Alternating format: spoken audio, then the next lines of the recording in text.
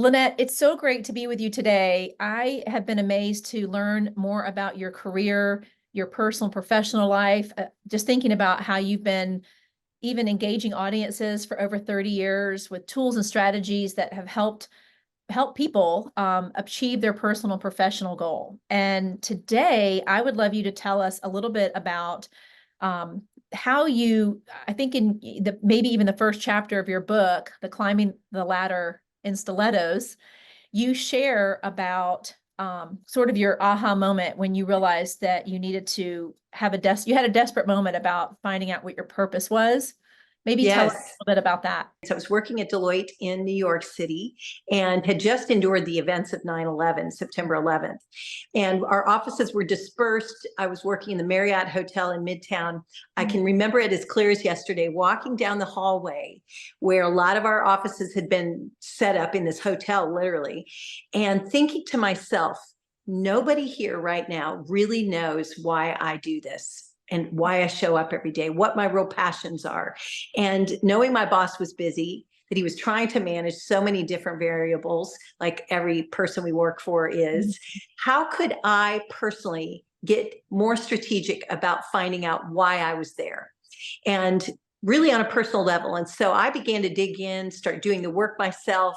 The end goal for me was I need a purpose statement. I need it not just in concept, I need it with clarity so that I can have conviction about it. And so researched on the weekends and did a lot of study, found a process that worked for me, created a process that worked for me, came up with my purpose statement, and was really pretty amazed when that purpose statement started becoming a filter at my current job. I was in marketing at the time for Deloitte, had a lot of different partners that I reported to, had a lot of people to please.